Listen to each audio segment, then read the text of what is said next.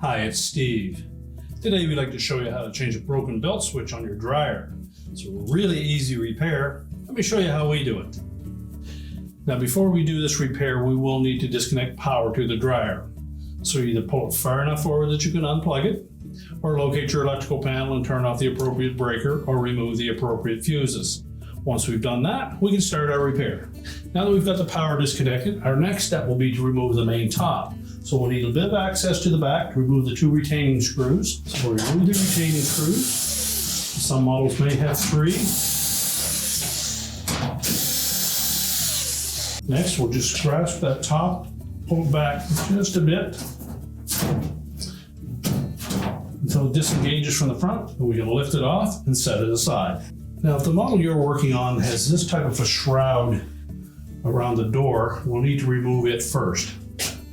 So at the very top, where it would have met the main top, we're just going to lift up and release plastic tabs. And then you may wish to take a thin blade putty knife and release the rest of the tabs around the perimeter. And we've taken and put a bit of painter's tape on our putty knife so that we don't damage the finish on our front panel. While putting a little bit of pressure on that housing, just gently release those tabs.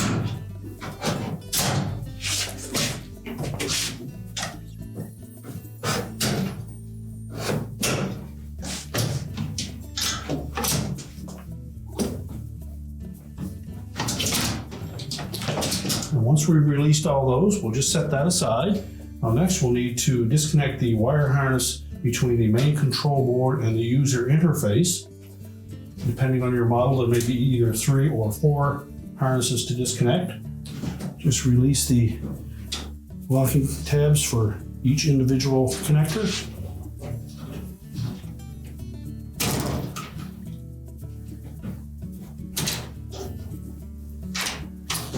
And there may be wire harness restraint attached to the cabinet. Simply depress that with a pair of pliers and pop that down out of the way. And then we'll remove the control panel. Now the easiest way to remove that console is to remove it with the support bracket. So you'll need to remove 3 screws across the top, 1 in the center that allows that support bracket for the main control board to attach to it, and then 1 on either side.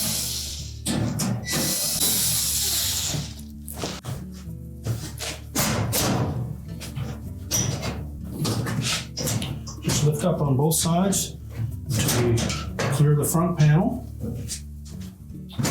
and slide it away from that bracket, and then we can set that aside.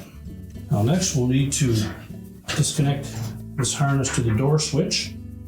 So using a thin flat blade screwdriver, we just stretch the tabs on that connector, both sides, until we can separate it. And then we're going to go to the bottom and remove these screws that secure the access panel in place. But depending on your model, you may have 2, 3, or 4 screws that secure that access panel. They're typically 1/4-inch hex head screws. You'll want to support that panel as you remove the last screw. Just tilt it a little bit and allow it to drop down, and then we can set that aside. Now while we have that access panel off, we'll want to disconnect these 2 wires that go to the temp sensor on the blower housing. And you'll also need to disconnect that ground wire from the base. Just remove that 1/4-inch hex head screw. You'll also need to disconnect the inlet housing to the blower. There are 2 screws in the front that we'll need to remove. So we'll take out the 2 gold-colored screws. Next we'll remove 2 screws that secure that front panel assembly to the cabinet. There's 1 on each bottom corner. Again, they're 1/4-inch hex head screws. And now we'll go back to the top of the dryer and remove these 2 remaining screws. Next we're going to loosen these 2 screws on the top corners. You don't need to remove them. Just loosen them a few turns. Then we're going to lift up on that front panel and then slide those keyhole slots over the screws.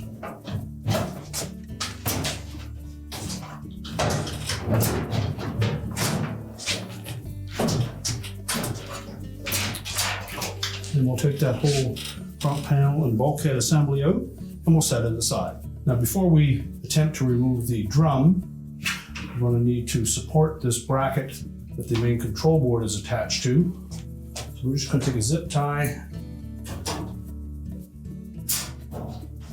and secure it to the cabinet.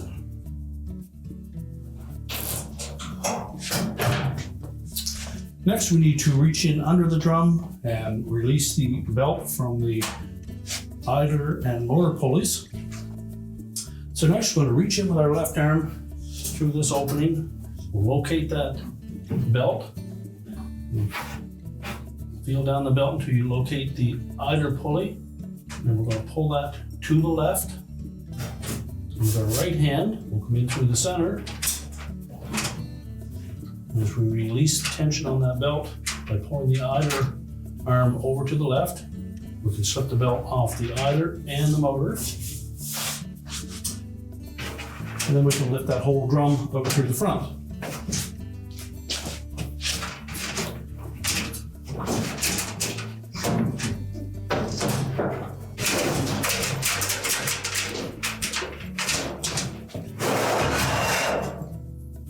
We'll set that drum aside. Remove the belt. And now we have access to that switch. Now next we'll need to remove that pivot bolt for the idler bracket. There's a 3/8 bolt that secures that to the motor frame.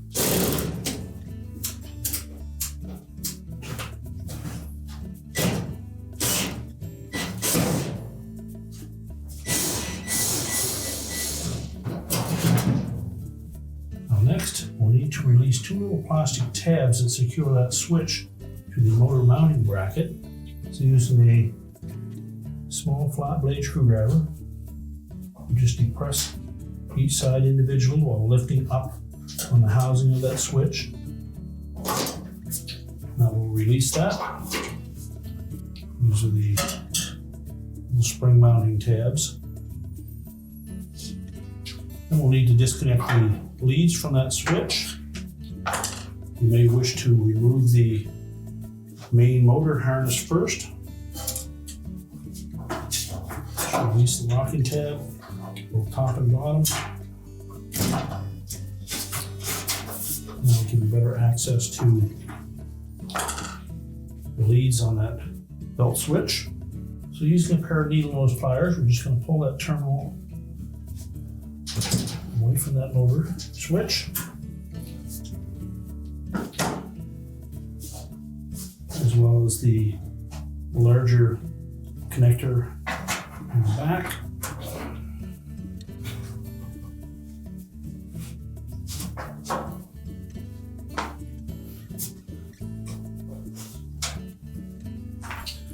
We'll then take our new switch and we'll immediately reconnect those wires in the proper locations.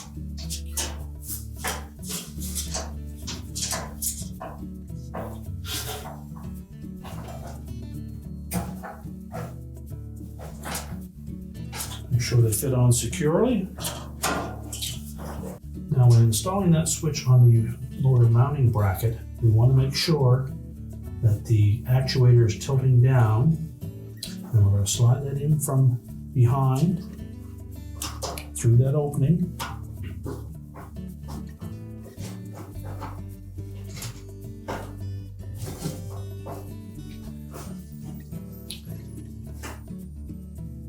Make sure the plastic bracket lines up in that groove in the metal opening. Press it down so that both sides engage the locking tabs. And verify that there's no interference with the actuator on the switch. we can reinstall the idler bracket. Now first we'll install the spring. We'll take the large hook end and attach it through the opening in the motor mount.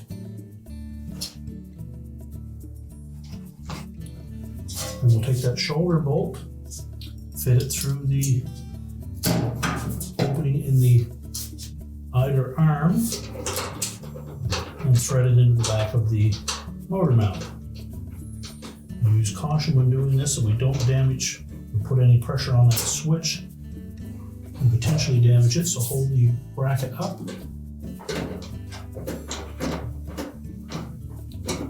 And then we'll tighten that bolt.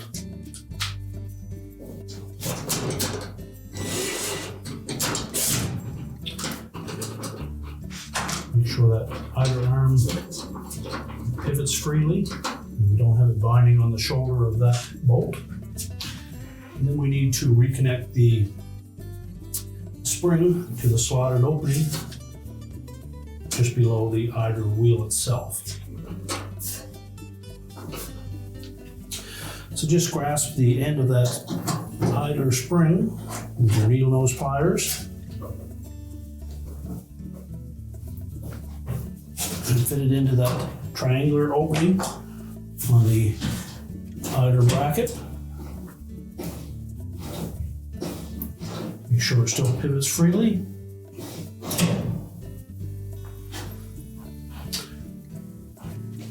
And now we can start to put the drum back into the dryer. Now when reinstalling the drum, we'll start by making sure that we have the grooved side of that belt up against the surface of the drum.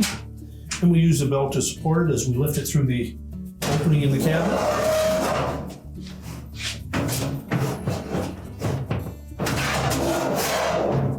Then we'll want to make sure that we position it on the rear drum rollers.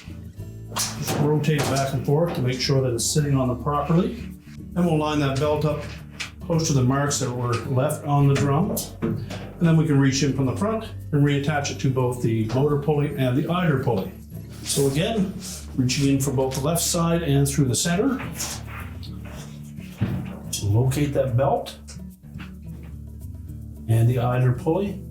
And we're going to just lay that belt across the top of the idler pulley, lift up on it, push it to the left, tuck the belt underneath of it.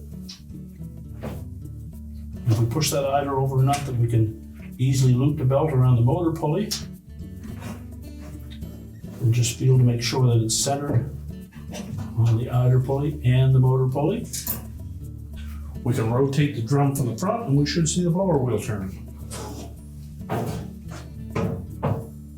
Now we're ready to reinstall the front bulkhead. Now when reinstalling that front panel bulkhead assembly, we want to make sure that we tuck those front drum rollers in underneath the front edge of that drum. We also want to make sure that we don't pinch any of these harnesses. And then we're going to hang it on the two keyhole slots at the top.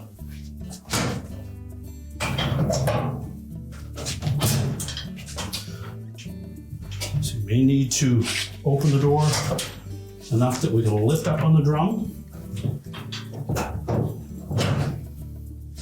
Now when it's safely hanging on those two top screws, again we'll lift up and then try to tuck the bottom in so that those drum rollers fit underneath that drum. And just feel in there, make sure that that felt is not folded over. We can close that door up.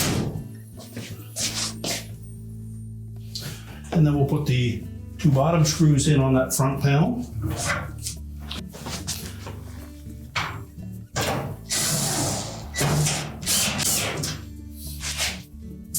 And tighten the two top ones.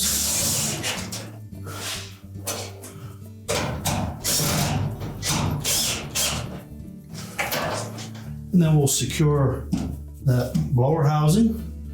Now if the bottom edge of that blower housing popped outside of the base frame, you can either remove those screws and try to lift it up into place, or we find you can typically just pry it up with a flat blade screwdriver, just so that it's inside the lip of that cabinet, and then we'll secure it with the two gold colored screws.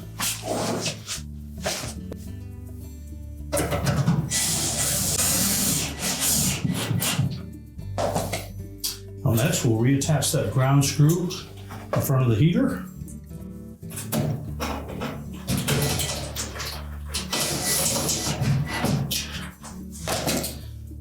And reattach the 2 wires to that thermistor on the blower housing.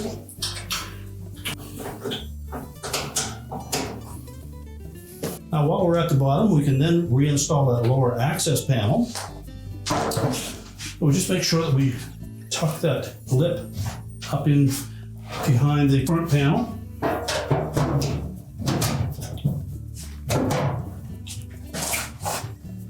You find it easier if you secure the 2 outside edges first.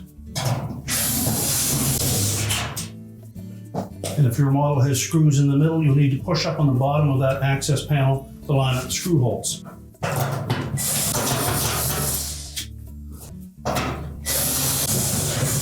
Now we're ready to put the control panel back in place. Now when we install this housing, we want to make sure that these 2 locating pins fit into the rectangular slots on the top of that front panel. And on the metal bracket, you'll note that there is a raised portion on either side, and that's going to straddle that lip on the cabinet. So we'll line that up from the top.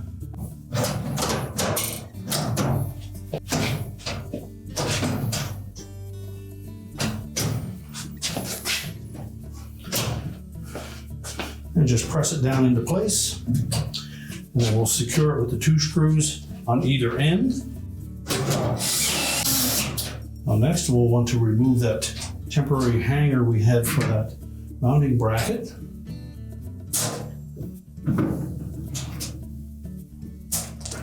We're also going to remove the screw at the back. And we'll fit that tab in the front into place. Reinstall the screw at the back and the one at the front. We're ready to reconnect our wire harnesses.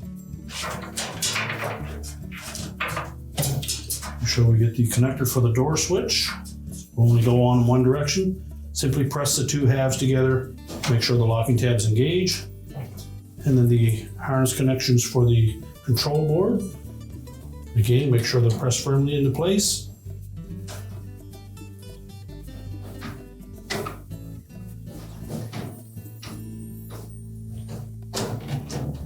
And that the locking tabs engage. We'll reconnect that restraint on the side of the cabinet. And now we're ready to put the bezel on around the door. Just line up the mounting pins. Press them into their respective holes. And then the very top, make sure we press that back until it snaps in place. And then we're ready to put the main top on. Now when installing that top, we want to make sure that these little tabs on either side at the front engage the 2 tabs on the end of that cross support bracket. So we'll set it down in place, equal side to side, but about 3/4 of an inch back from the edge of that control housing. Make sure you keep a little pressure down on the front, push it into place. Make sure it's locked into place on the front, and then we'll install the screws on the back.